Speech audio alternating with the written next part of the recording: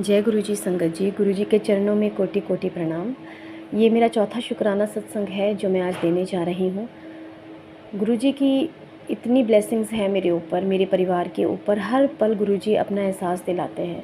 जब भी मैं घर से निकलती हूँ तो हमेशा गुरु जी से कह के निकलती हूँ कि गुरु जी प्लीज़ मेरे साथ चलिए।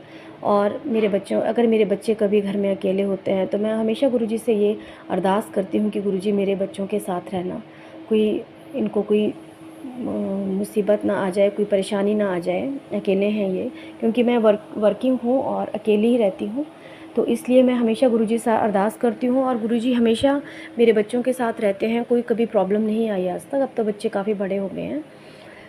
तो ये सत्संग जो शुक्राना सत्संग मैं सुना रही हूँ आपको, ये 2023 लास्ट ईयर का है। ये जून का ही सत्संग है, जून जुलाई का ही है।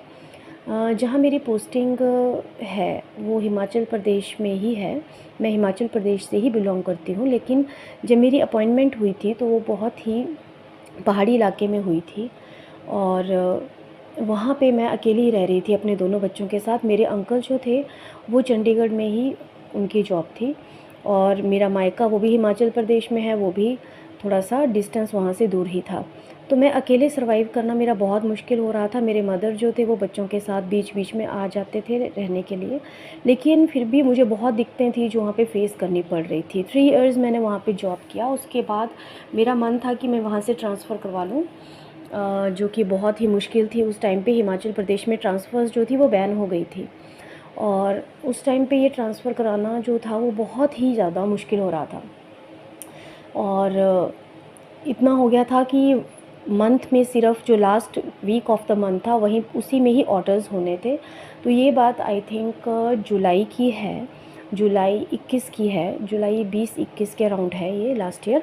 और मैंने डिसाइड किया कि नहीं, मुझे अब ट्रांसफ़र करानी है, क्योंकि वो एरिया ऐसा था वहाँ पे एजुकेशन भी बहुत अच्छी नहीं थी। तो मुझे ये लग रहा था कि कहीं मेरे बच्चों के एजुकेशन में कोई कमी ना रह जाए, क्योंकि वो बड़े हो रहे थे अब काफ़ी और मेरी बेटी सीनियर विंग में आ रही थी और उस हिसाब से वहाँ पे टीचर्स जो था उनका लेवल मुझे नहीं लग रहा था कि वो कर पाएगी, अच्छा गेन कर रही है कुछ। तो उसके लिए मैं बहुत ज़्यादा वरीड थी। तो उसके बाद क्या होता है कि मैंने अपने अंकल से कहा कि मुझे तो ट्रांसफ़र करवानी ही करवानी है। जो प्रोसीजर हमने 2-3 मंथ से लगाया था तो वो मतलब आगे परस्यू नहीं हो पा रहा था आगे, क्योंकि बीच में कुछ ना कुछ ऑब्स्टिकल आ रही थी। वैसे तो मेरी फ़ाइल ट्रांसफ़र के लिए गई ही हुई थी, मैं गवर्नमेंट जॉब में हूँ एजुकेशन डिपार्टमेंट में। तो मेरे हस्बैंड जो थे उस टाइम, जुलाई मंथ की बात है, मेरी कलीग ने बताया कि आप डायरेक्ट सीएम या एजुकेशन मिनिस्टर के पास जाके भी ट्रांसफ़र करवा सकते हो और एप्लीकेशन देके विद इन वीक आपकी ट्रांसफ़र हो सकती है। आप अपनी प्रॉब्लम्स बता सकते हो कि मैं अकेली रह रही हूँ और ना ही मुझे किसी प्रकार का सपोर्ट है। तो मैंने अपने अंकल से कहा, लेकिन उस टाइम हिमाचल प्रदेश में बहुत ज़्यादा लैंडस्लाइड्स हो रहे थे और उनकी फील्ड जॉब ही थी। और उन्होंने कहा कि नहीं, वो नहीं आ पाएंगे, बहुत ज़्यादा मुश्किल है, क्योंकि वो भी स्टक थे अपने वर्क में। और फिर मैंने डिसीज़न लिया कि नहीं, मैं अकेली ही जाऊंगी बच्चों के साथ। और एप्लीकेशन वगैरह मैंने बनाई अपनी, और बहुत ज़्यादा मैं डरी हुई थी, क्योंकि मैंने इस लेवल पे कभी कुछ ऐसा नहीं किया था कि मैं किसी मिनिस्टर से मिली हूँ अपने किसी काम के लिए। और लेकिन मुझे पता था कि मेरे गुरुजी जब मेरे साथ हैं तो मुझे किसी बात की कोई चिंता नहीं है। और मैंने गुरुजी से बहुत अरदास की कि गुरुजी प्लीज़ मेरे साथ चलिए आप, और मेरे साथ ही रहना, मेरे अंग संग रहना, मुझे बहुत घबराहट हो रही है। और मैं मॉर्निंग में अपने दोनों बच्चों के साथ गई और मैं सीएम ऑफिस में, हिमाचल प्रदेश के जो सीएम हैं उनसे मैं जाके मिली। उनका एक डे ऐसा होता है कि सीएम सभी हिमाचल प्रदेश के जो भी लोग डायरेक्ट उनसे मिलना चाह रहे हैं वो उनके रेजिडेंस पे जाके मिल सकते हैं उनके ऑफिस में। तो उस दिन हम 8:15 बजे पहुंच गए मॉर्निंग में, और लोगों की बहुत ज़्यादा भीड़ थी, पूरे हिमाचल के लोग वहाँ पे आए हुए थे। तो मेरा नंबर जो था, तो हम 8:15 बजे से वहाँ बैठे हुए थे और मेरा नंबर जो आया वो आया 3 बजे मिलने का। और टोकन हमें मिले और मैं उनसे मिली मैं, और अपनी एप्लीकेशन मैंने वहाँ पे दी। और सारा दिन के हम परेशान हो ही चुके थे, क्योंकि मैं दोनों बच्चों के साथ थी वहाँ पे। और वहाँ से अपनी एप्लीकेशन देने के बाद अपनी प्रॉब्लम बताई कि मुझे अपनी फैमिली के पास जाना है और वहाँ मेरी ट्रांसफ़र करवा दीजिए। और मेरे हस्बैंड भी वहाँ से नज़दीक है उनकी जॉब, तो मेरे लिए बहुत ईजी हो जाएगा। तो वहाँ पे हो गया। लेकिन फिर भी मेरे ब्रदर जो थे वो भी ट्रांसफ़र के ही सिलसिले में शिमला में थे। उन्होंने कहा जब आप इतने दूर आ ही गए हो तो आप एजुकेशन मिनिस्टर से भी मिल लो। तो एजुकेशन मिनिस्टर्स के पास भी मैं सेक्रेटेरिएट में शिमला में चली गई और मैं बहुत परेशान थी उस टाइम। मतलब मैं अकेली थी एक तो, और दोनों बच्चे थे, और बच्चे जो थे परेशान हो रहे थे मेरे साथ सारा दिन। तो मतलब आंखों से पानी ही आ रहा था, क्योंकि एजुकेशन मिनिस्टर से मिलना इतना इजी नहीं होता। मैं बाहर ही बैठी हुई थी और गुरुजी से अरदास भी कर रही थी, और आंखों में पानी भी था कि मैंने अभी वापस जाना है। मेरा 4-5 घंटे का रास्ता वहाँ से था जहाँ मैंने जाना था, जहाँ मेरी जॉब थी बच्चों के साथ।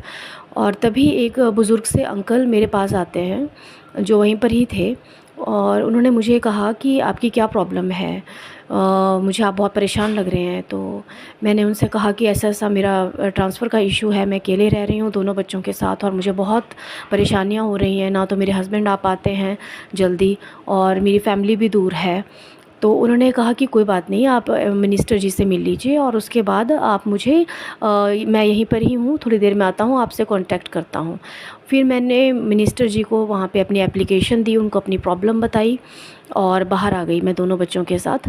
और वहाँ पे बहुत सारे लोग थे जो ट्रांसफ़र के ही रिगार्डिंग आए हुए थे। तो उन बुज़ुर्ग अंकल ने वो फिर वहीं पर ही थे, उन्होंने मुझसे बात की कि ये मेरा कॉन्टैक्ट नंबर है, और आप एक एप्लीकेशन मुझे भी दे दीजिए, और आप निश्चिंत होकर घर चले जाइए, तो आपकी ट्रांसफ़र जो है हफ़्ते के अंदर अंदर हो जाएगी। मैं बड़ी सरप्राइज़ हुई कि जिनको मैं जानती नहीं हूँ वो ट्रांसफ़र के लिए मेरे बोल रहे हैं। आजकल तो इतनी मतलबी दुनिया है जहाँ पे लोग आपको जानते हुए भी मुँह फेर लेते हैं, तो ये कौन होंगे? तो चलो मैंने भी ऐसे ही थोड़ा, मुझे मतलब विश्वास नहीं हुआ, लेकिन मुझे गुरुजी पे तो पूरा भरोसा था कि गुरुजी तो वहाँ से रास्ता जो है निकाल सकते हैं जहाँ से इंसान कभी सोच भी नहीं सकता। जब सारे दरवाज़े जो होते हैं ना बंद हो जाते हैं, तो गुरुजी हमारे इतने प्यारे हैं कि वो कहीं से भी रास्ता निकाल देंगे जहाँ से कभी कोई सोच ही नहीं सकता। इतना पूर्ण विश्वास मुझे गुरुजी पर था। इतना विश्वास मैंने कभी किसी पर नहीं किया है। इतने मिरेकल्स मेरी लाइफ में हुए हैं, उस गुरुजी पे मैं अटूट विश्वास है जो कभी नहीं टूट सकता। तो उसके बाद मैं घर आ गई, और नेक्स्ट डे मुझे कॉल आती है कि मैडम आपका जो है एप्लीकेशन, आपका डीओ नोट वगैरह वो बन गया हुआ है।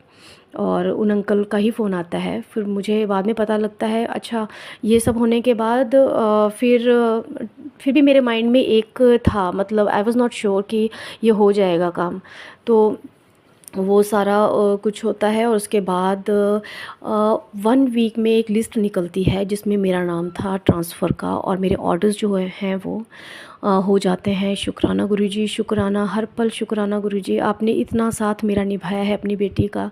मेरे जीवन में इतनी प्रॉब्लम्स आई हैं जिनको आपने ठीक किया है, और हफ़्ते के अंदर मैं इतनी सरप्राइज़, मेरे अंकल जो थे वो इतने सरप्राइज़ हुए। मैंने उनको सारा बताया हुआ था कि ऐसे ऐसे मुझे मिले थे एक अंकल, और मेरे हस्बैंड ने, अंकल ने भी उनसे बात की थी, उस ट्रांसफ़र से पहले ही उनसे बात की थी कि ऐसा ऐसा है हमारी ट्रांसफ़र का, प्लीज़ आप अगर कर सकें। वो सेक्शन ऑफ़िसर थे वहीं पर ही सेक्रेटेरिएट में जिन्होंने मेरी ट्रांसफ़र करवाई। तो गुरुजी ने ऐसे मदद के लिए हम जो है किसी इंसान को हमारे जो है हमारे लिए भेजा। लेकिन गुरुजी हमेशा जो, मतलब कोई प्रॉब्लम में होता है और सच्चे मन से जब उनसे प्रार्थना करता है तो गुरुजी किसी ना किसी रूप में तो आते ही हैं। तो वो गुरुजी का ही रूप मैं उनको मानती हूँ जिन्होंने मेरी ट्रांसफ़र कराई। और आज जो मैं जहाँ पे हूँ वहाँ पे फैमिली भी मेरी नज़दीक है, और मेरे अंकल भी नज़दीक हैं, वो भी आ जाते हैं। और उन अंकल ने ही मेरे ब्रदर की भी ट्रांसफ़र करवाई बाद में। बहुत वो भी प्रॉब्लम में थे ट्रांसफ़र को लेकर, क्योंकि अगर आप ठीक प्लेस पे ना हो, जहाँ पे आपको सेटिस्फाइड हो कि आपको हर चीज़ की फैसिलिटी हो, तो बहुत मुश्किल हो जाता है जॉब करना गवर्नमेंट सेक्टर में। और गुरुजी ने ऐसे मुझे मेरी जो ट्रांसफ़र है वो बहुत ही ईज़िली करवाई, एक हफ़्ते के अंदर करवाई। और मैं गुरुजी का इसके लिए बहुत शुक्राना करती हूँ। गुरुजी, आपने जो किया है वो तो कोई कोई भी नहीं कर सकता। आप मेरे पिता हैं, और आपने अपनी बेटी के लिए जो भी मैंने कभी भी अरदास की है वो कभी खाली नहीं गई है। इन 5 साल हो गए मुझे गुरुजी से जुड़े हुए, कोई भी अरदास जो है मेरी खाली नहीं जाती। जब भी गुरुजी की गुरबानी लगती है मेरे रोंगटे खड़े हो जाते हैं। जब मैं बड़े मंदिर अभी गई थी मई में, आई थिंक इन अप्रैल गई थी मैं गुरुजी के बड़े मंदिर, यस 21 अप्रैल को गई, 21 मई को गई थी, सॉरी। तो जब मैं गई तो मेरा था कि मैं गुरुजी से ऐसे अरदास करूँगी, मैं गुरुजी से ऐसे बात करूँगी। लेकिन जैसे ही मैं बड़े मंदिर में एंटर हुई, मैं बिल्कुल ऐसी थी जैसे मैं स्वर्ग में हूँ, मैं किसी दूसरी दुनिया में हूँ। मतलब मैं अपने, जिसको बोलते हैं ना कि अपने कॉन्शियस में ही नहीं थी, कि मुझे कुछ नहीं पता कि क्या हो रहा है। बस ऐसा लग रहा था कि मैं किसी स्वर्ग में आ गई हूँ, और मतलब मेरे सोचने की पावर ख़त्म, सब कुछ ऐसा लग रहा था कि मैं पता नहीं कहाँ पहुँच गई हूँ। तो गुरुजी आपका हर पल शुक्राना गुरुजी, अपने साथ बस आप मेरे अंग संग रहना, मेरे परिवार के, मेरे बच्चों के अंग संग रहना।